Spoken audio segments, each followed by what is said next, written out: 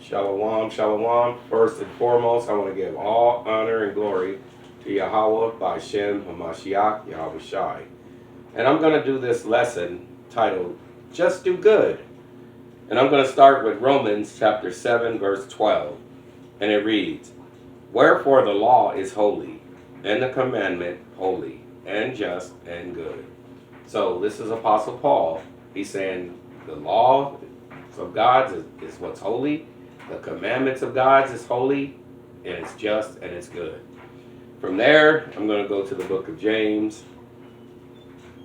I'm going to go to the book of James, chapter 4, and verse 17. And it reads, Therefore to him that knoweth to do good, and doeth it not, to him it is sin. We always see it's talking to the men, but we know that this applies to the women too, because the man was just the firstborn. Yahweh created man in his image. So this is always saying to the man, but it's applying to the women as well. So therefore to him that knoweth to do good, to him or to her that knoweth to do good, and doeth it not, to him or her it is sin. So it's just the women have to incorporate themselves in the scriptures, because it's talking to all of us.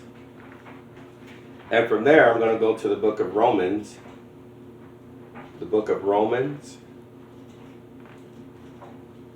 I passed it.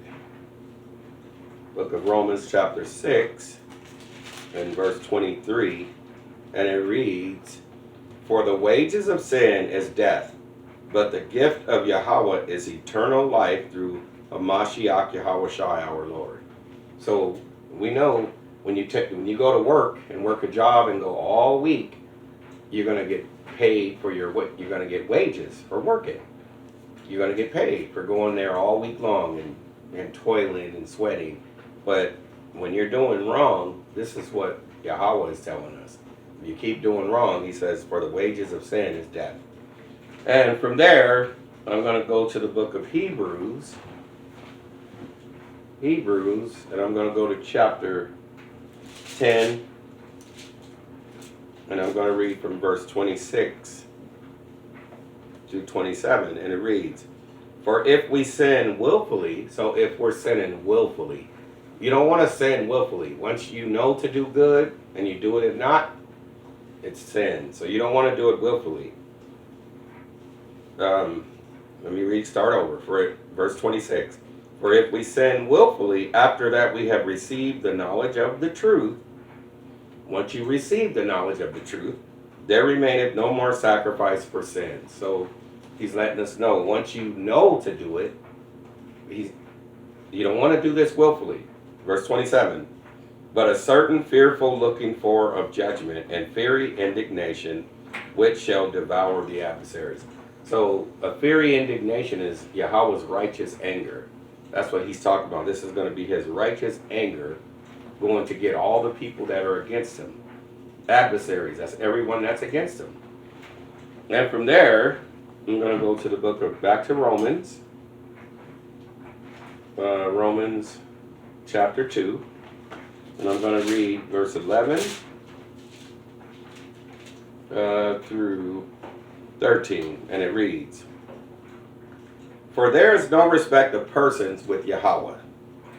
For as many as have sinned without law shall also perish without law. So now he's saying, if you didn't know about him and get to know about his law, statutes, and commandments, you just let that Bible sit there on the mantle and you let it collect that dust. He said you should have picked it up and blew it off and read about him.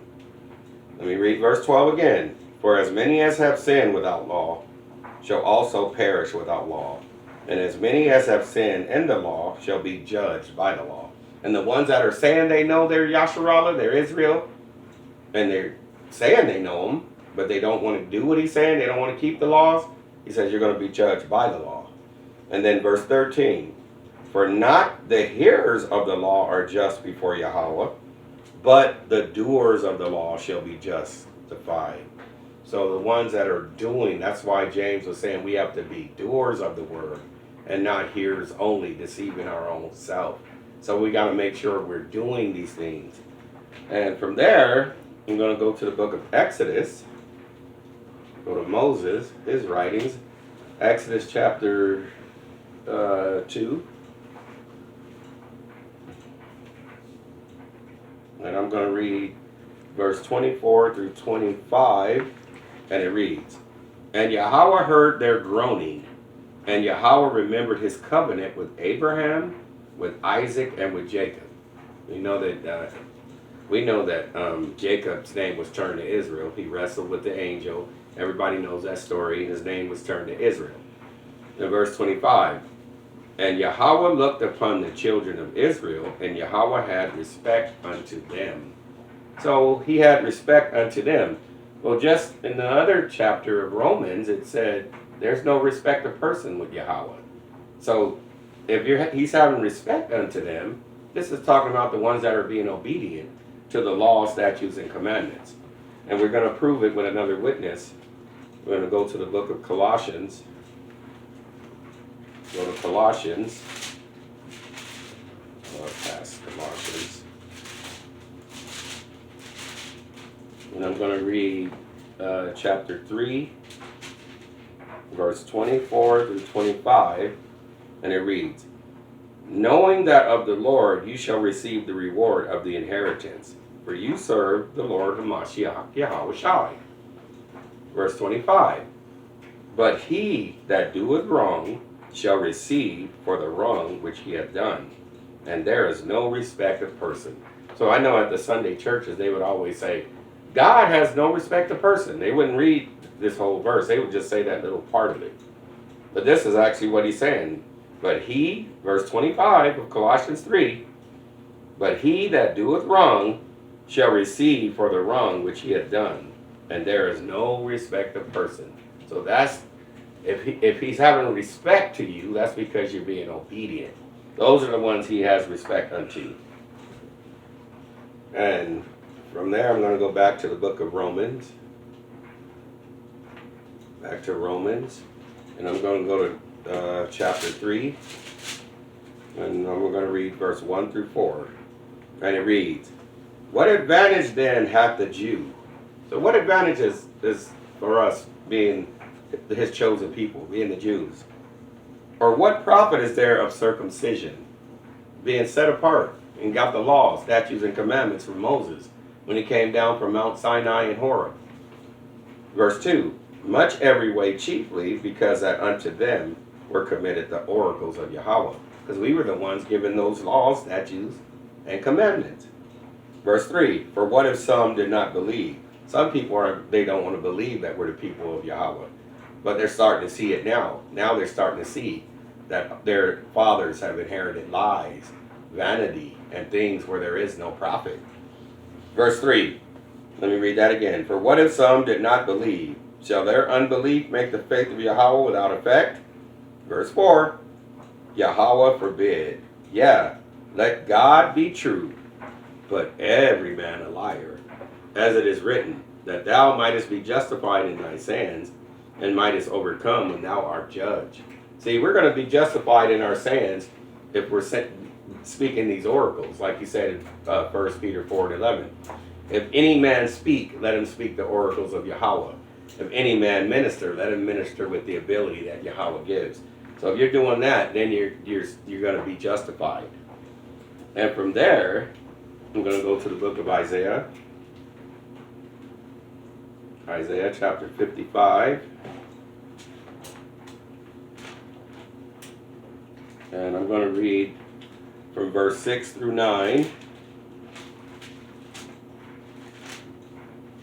Isaiah 55, verse 6 through 9, and it reads, Seek ye the Lord while he may be found. Call ye upon him while he is near. So we need to make haste, not put this off. We need we're in a perilous time, so we need to make it urgent. Verse 7, Let the wicked forsake his way, and the unrighteous man his thoughts. He's saying you need to control your thoughts, your mind. And then it reads, And let him return unto the Lord, and he will have mercy upon him, and to our God, for he will abundantly pardon. So he'll forgive you, and he'll have mercy on you. Verse 8, For my thoughts are not your thoughts, neither are your ways my ways, saith the Lord Yahweh. Verse 9, for as the heavens are higher than the earth, so are my ways higher than your ways, and my thoughts than your thoughts. So his thoughts is above our thoughts. And where is his thoughts? In these scriptures. So we have to, that's being born again. Getting rid of all the things we were taught in this society, throwing all that in the trash and getting the renewing of our mind with these scriptures. That's being born again. And from there, I'm going to go to the book of Jeremiah, chapter 17, verse 9 through 10. And it reads, Jeremiah 17, chapter 9 through 10, and it reads, the heart is deceitful above all things and desperately wicked. Who can know it? So he's going to tell you about it. And in verse 10, I, the Lord, search the heart. I try the reins, even to give every man according to his ways and according to the fruit of his doings. So you're going to get judged according to everything you're doing here. That's why I always mention Hebrews all the time when we go out, how we're under the cloud. We're under the cloud of witnesses, and we're being recorded from Yahweh, Yahweh Shai, and those angelic angels. So we got to always remember that. From there, I'm going to go to the book of Proverbs, chapter 28, verse 6. Proverbs chapter 28. And I'm going to read verse 6. And it reads, better is the poor that walketh in his uprightness than he that is perverse in his ways, though he be rich. So this is a cut to the people that think they're rich in this world with carnal things and money, but they don't know Yahweh. They don't know Yahweh Shai. He said, let me read it again. Verse 6, better is a poor that walketh in his uprightness than he that is perverse in his ways, though he be rich. Remember he said how it's going to be harder for a rich man to go through the eye of a needle. For a rich man to go through the eye of a needle than for a rich man to get into the kingdom of heaven than for a camel to go through the eye of a needle. I'm paraphrasing what Yahweh Shai said in Matthew. But they're not going to make it, in other words. The people that are just into all this carnal stuff and all their money, they're going to have a hard time.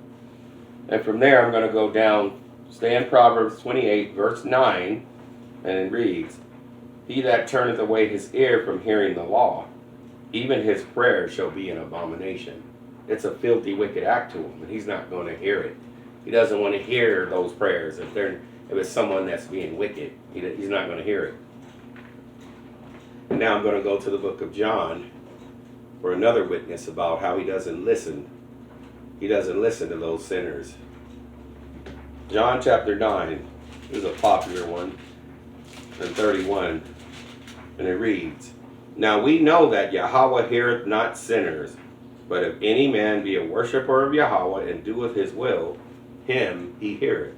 So if you're doing the will, doing the laws, the statutes, and the commandments, he's going to hear you. And from there, we're going to go right to the will. We're going to go to Psalms 40. We'll go to Psalms 40 with David. See what it says. And this is a popular precept too. Psalms 40, verse 7 and 8. And it reads, then said I, lo, I come in the volume of the book. It is written of me. Verse 8. I delight to do thy will, O my God, Yahweh. Yea, thy law is within my heart. So these laws, these statutes, these commandments, they have to be in your mind, which is the heart. And you have to start applying them. And from there, I'm going to go to Psalms. Stay in the book of Psalms, chapter 119. Psalms 119, verse 104. And that reads, through thy precepts I get understanding. Therefore I hate every false way. This is how we get understanding, through the precepts that he put in the Bible. We have to study to show ourselves approved. We have to seek ye out of the book of the Lord and read. This is how we get the understanding. And from there, I'm going to go to Proverbs 14, verse 12. Back to Solomon. Proverbs chapter 14, and verse 12. And it reads, there is a way which seemeth right unto a man, but in the end thereof are the ways of death. So if we're trying to do it our way, we're on that road to destruction. So we have to do it his way. We can't do it our way. We have to follow him. And from there, I'm going to go to the book of Isaiah, chapter 30, verse 22. Isaiah 30, verse 22.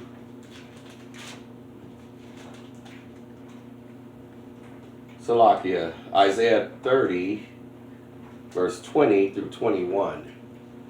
And though the Lord give you the bread of adversity and the water of affliction, yet shall not thy teachers be removed into a corner any more, but thine eyes shall see thy teachers. So when we go out on the corners, all the brothers going out on the Shabbat, and they're bringing out this truth, they're seeing the teachers now. Verse 21, and thine ear shall hear a word behind thee, saying, this is the way, walk ye in it, when you turn to the right hand and when you turn to the left. So this is the way. And we're going to go to the way. It all reflects on a Mashiach Yahushai.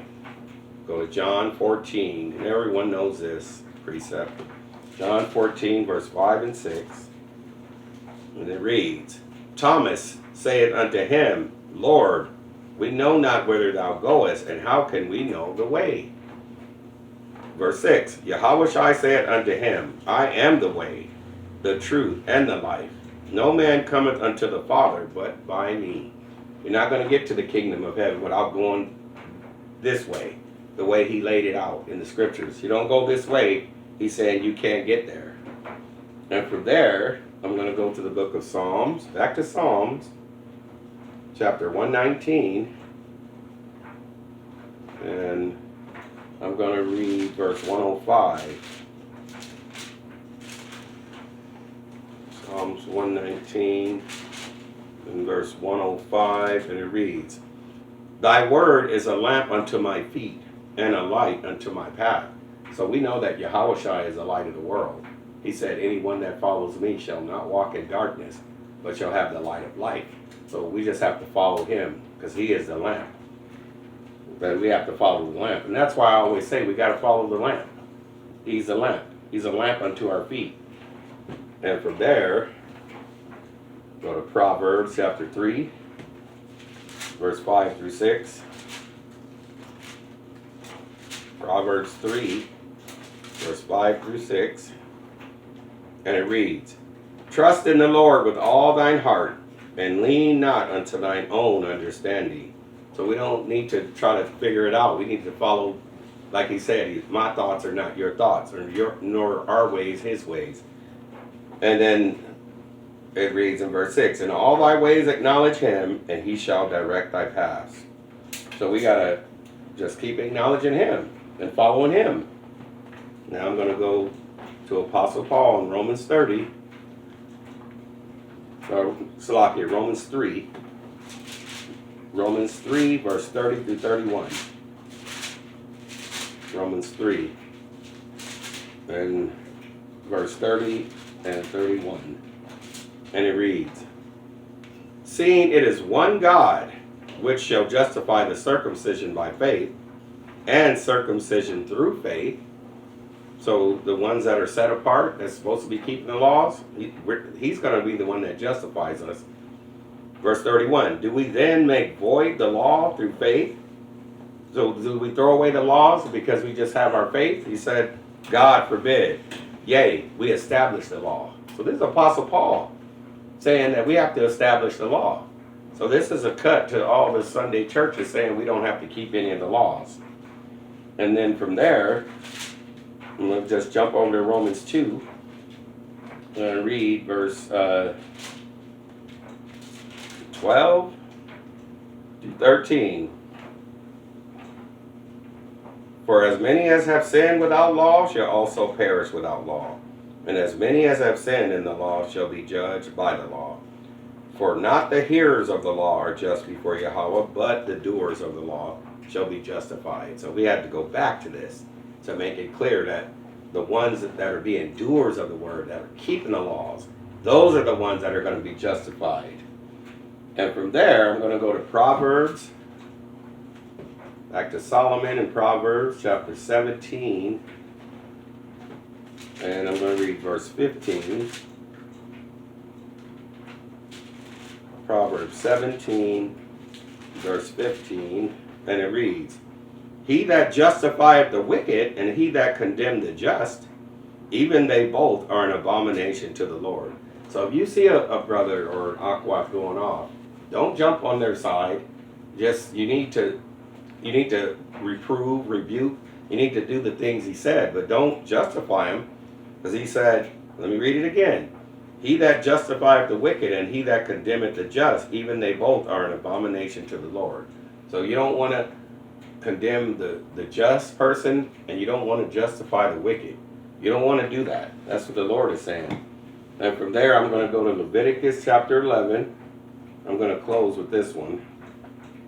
Leviticus 11. Oh, I passed Leviticus.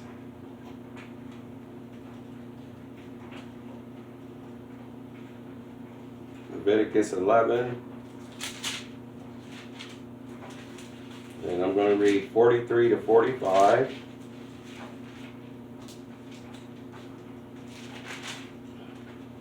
And it reads, You shall not make yourselves abominable with any creeping thing that creepeth, neither shall you make yourselves unclean with them, that you should be defiled thereby. So he's saying, don't do those, get into the mud with these people.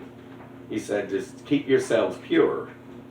Verse 44, For I am the Lord your God. You shall therefore sanctify yourselves, and you shall be holy, for I am holy. Neither shall you defile yourselves with any manner of creeping thing that creepeth upon the earth. Verse 45, For I am the Lord that bringeth you up out of the land of Egypt, to be your God. You shall therefore be holy, for I am holy. So we got to keep the laws, statutes, and commandments to the best of our ability, and then we'll keep our hands clean and keep ourselves pure. And with that, I'm going to give all honor and glory to Yahweh, B'Shem, Hamashiach, Yahweh Shai, Shalom.